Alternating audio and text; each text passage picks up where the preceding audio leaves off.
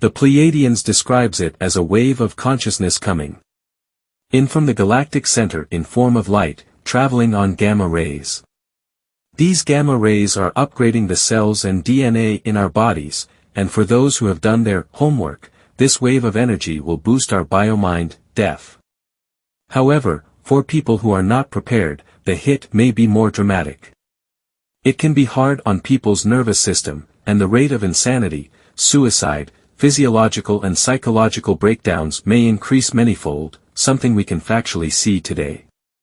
Many people will die, but many will also have their DNA upgraded as our biokines will be able to decode the geometry of light. So yes, it's going to be a rough time while this superwave passes through our solar system, but according to the Pleiadians, it's not going to end with a total catastrophe.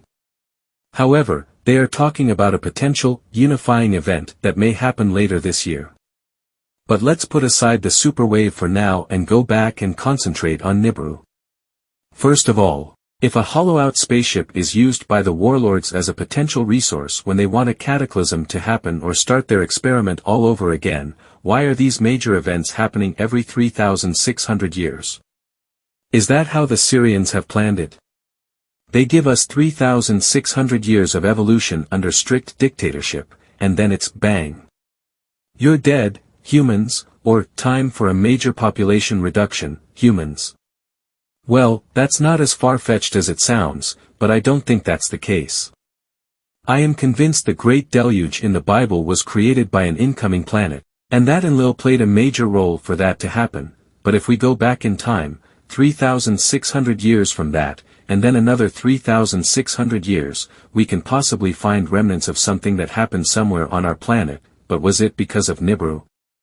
There is no evidence of that, while we do have evidence, from the Bible, the Sumerian texts, and more, that there was a big flood about 11,500 BC, and that it could have been caused by an incoming planetary body, and also by Enlil's involvement, the biblical Jehovah.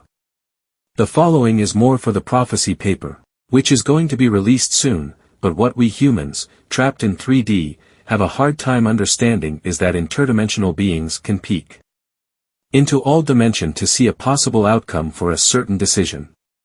And yes, that includes looking into the future.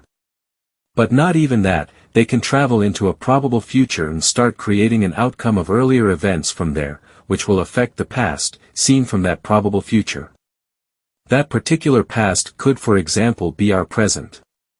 This way they can create a whole timeline, from let's say 2,000 years ago to 1,000 years into our future, from where let's say the whole timeline was created. This way, they can be 1,000 years ahead of us in matter of time.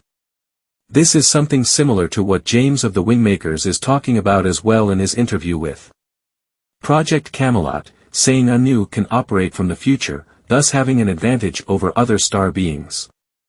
I don't necessarily agree with that. Anu would be unique in that respect, because any interdimensional being should be able to do something similar if they had those intentions, but that may be a discussion for another time.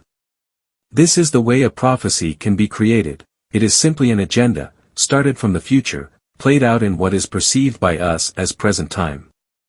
So they ignite the prophecy by letting an unsuspecting human have an extraordinary experience. This unsuspecting human is minding his own business and all of a sudden he gets a vision, or perhaps a visitor from the angelic realms. This visitor tells the shocked human how the future will be, and when the divine visitor leaves, the stunned human rushes to somebody who can write it down. Then, let's say, it will be included in some holy scriptures, such as the Bible, and I am of course thinking about John the Divine in this case. What the extraterrestrials are doing is that they present the blueprint for a probable future to one or more humans they know will bring it further to a larger public. But why would they bother? Why not just let everything play out and not tell us humans? Well, they need to tell us, or the prophecy will potentially not play out. Humans are unpredictable, because we change our thoughts and directions every second of the day, and the more people we are, the more directions we are able to take, logically speaking. But if a belief system is created around a certain prophecy, there is a big chance people stay on, or close to, the course of the timeline the star race created from the future with vector intentions. So what do we have here? Well, we have the 3% rule in practice. I talked about this in Level 1. If 3% or more of humanity is believing the same thing, the rest, or most of the rest, of the population can easily be persuaded into following.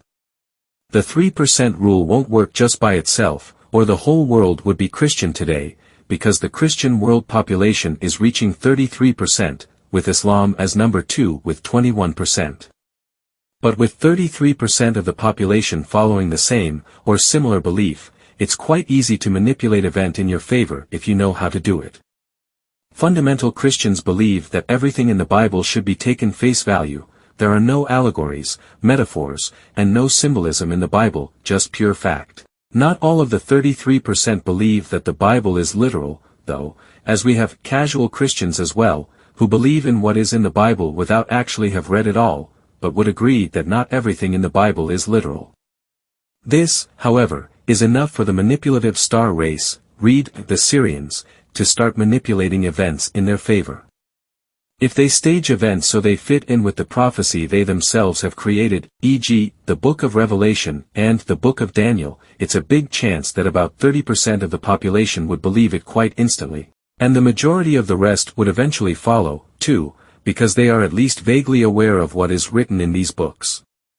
Then we have those of other religions, or no religions at all, who would not follow such an outcome, and a certain percentage who would fight it. This scenario easily would trigger the Battle of Armageddon. The incoming planet, whether you want to call it Sami, Nibiru, or perhaps just an ordinary Syrian, hollowed-out planet, has a big role to play in the biblical prophecies, as it seems. I discussed this in much detail in the prophecy section of Level 1, so I won't repeat it here, but Sami has a big part in playing them out. In Level 1, I wrote that the event of the incoming planet was still years ahead, perhaps 50-85 years in the future or some such, which probably made quite a few people relax, although it would affect our children and grandchildren, of course. The scenario has apparently changed. The latest news is that Sami.e is already in the solar system and is approaching rapidly from the south. It will look like a glowing asteroid at first, followed by 9 satellites. Due to its properties, it can best be seen in the infrared spectrum. They say that without alien intervention and their willingness to assist, it would be as bad as the deluge, 13,500 years ago. They say it will still be bad, even in the best-case scenario, unless we start doing something down here on Earth as well. We need to prove ourselves to those not from here, they say, showing we are capable of taking care of our own business. All this as a part of a bigger picture, where the Syrians, and other star races as well, supposedly are watching us to see if we are mature enough to go from adolescence to adulthood, or if we still need our parents, the Syrians, to look after us. If what Life Physics Group is telling us is correct, we may experience some open alien confrontation soon.